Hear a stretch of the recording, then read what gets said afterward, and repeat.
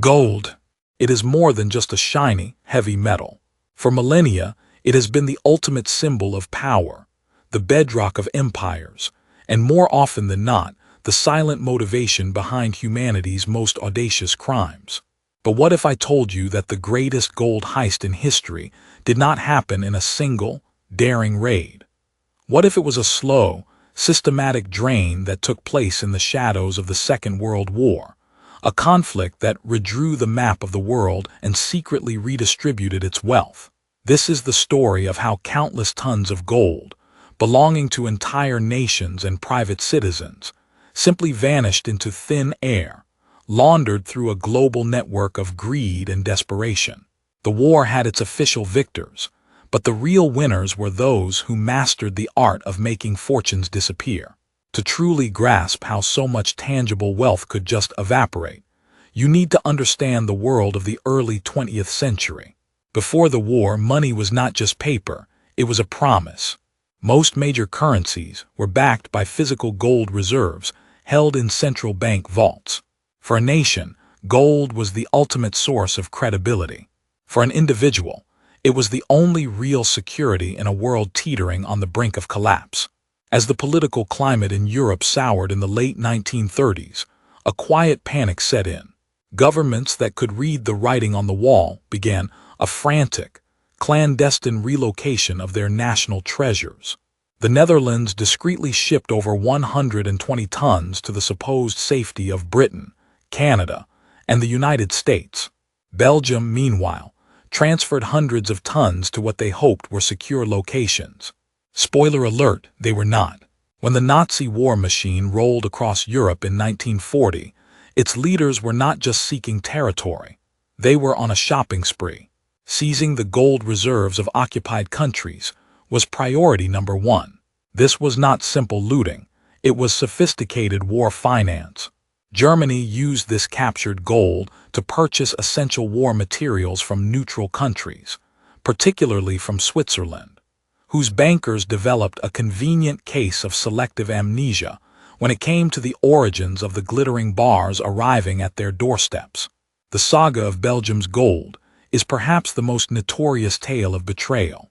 Before the invasion, Belgium had prudently sent 198 tons of its reserves to the Bank of France for safekeeping.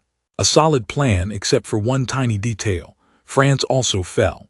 In a move of supposed protection, the gold was shipped to Dakar in West Africa, then controlled by the collaborationist Vichy regime.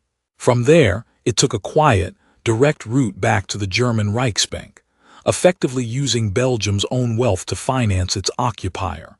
Other nations were luckier, or perhaps just more paranoid.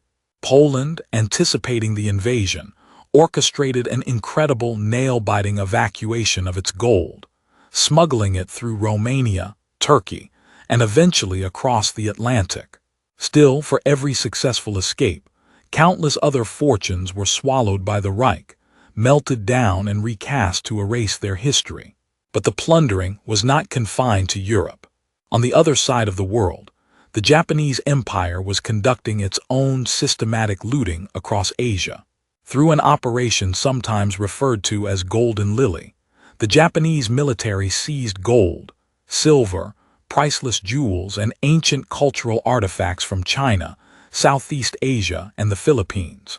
Legend and rumor swirl around this operation, with tales of immense treasures buried in a complex network of secret tunnels and vaults, primarily in the Philippines, waiting to be reclaimed after the war. While some of these stories sound like something out of an adventure novel, credible evidence confirms that vast quantities of precious metals were indeed hidden away, blurring the line between military conquest and the largest organized crime syndicate in history. By 1945, with Allied forces closing in from all sides, a desperate scramble began to hide the remaining loot. The Allies, however, were getting good at finding it. The now famous Monuments, Fine Arts and Archives program, the Monuments Men, uncovered not only stolen art but also staggering caches of gold. The discovery at the Merkers salt mine in Germany was legendary. American forces broke into a vault deep underground to find over 100 tons of gold bars, coins, and currency stacked alongside priceless paintings. Yet here is the crucial part of the story. For every glittering pile they found, another had already been spirited away, laundered through neutral banks, traded for supplies, or buried in a location that remains a secret to this day. And this is where the narrative shifts from a story of wartime theft to one of post-war politics and intrigue. The immediate aftermath of the war was a period of absolute chaos. Europe was in ruins, borders were being redrawn, and the ominous shadow of the Cold War was already creeping across the continent. This chaotic environment was the perfect breeding ground for unaccounted-for wealth to be quietly absorbed into new and emerging power structures. The Allies established the Tripartite Gold Commission in 1946 to try and return the recovered gold to its rightful owners. Over several decades, it processed about 336 tons. It sounds like a lot, until you compare it to the thousands of tons believed to have been stolen. The rest, it had simply vanished into the financial ether. One of the most controversial, and let's be honest, least surprising, aspects of this entire affair was the role of the so-called neutral nations. Switzerland, in particular, played its part to perfection. The Swiss National Bank and its private counterparts happily purchased hundreds of millions of dollars worth of gold from Nazi Germany. They operated under a policy of don't ask, don't tell, accepting gold that was clearly looted from occupied nations and, in the most tragic cases, from individuals who perished in the Holocaust. It was not until the late 1990s that historical inquiries finally confirmed what everyone had suspected all along. Swiss banks knowingly trafficked in stolen assets and maintained their profitable silence long after the war. And they were not alone. Banks in Portugal, Spain, Sweden, and Turkey also played their part as willing intermediaries. The story gets even murkier. The post-war years saw the birth of modern intelligence agencies and the dawn of covert operations. In a world now split between East and West, having access to untraceable funds was the ultimate strategic advantage. Persistent allegations suggest that a portion of the missing wartime gold became the black budget for the Cold War. It was allegedly used to fund anti-communist movements, prop up friendly political parties, and stabilize allied regimes across the globe. In this sense, the gold did not just disappear. It was repurposed, transforming from a treasure of the old world into a weapon for a new, silent conflict fought with spies, propaganda, and economic pressure. By the 1950s and 60s, the global financial system was being rebuilt under the Bretton Woods Agreement, which pegged currencies to the U.S. dollar, which was in turn convertible to gold. Officially, everything was above board. Gold reserves were declared, and prices were fixed. Unofficially, it is highly likely that some nations held far more than they publicly admitted, and that some of the gold sitting in official vaults had a very dark and complicated past. For countries desperate to rebuild their shattered economies, the question of a gold bar's provenance was an inconvenient detail, best left unexamined in the greater interest of national stability. And yet the mystery lives on.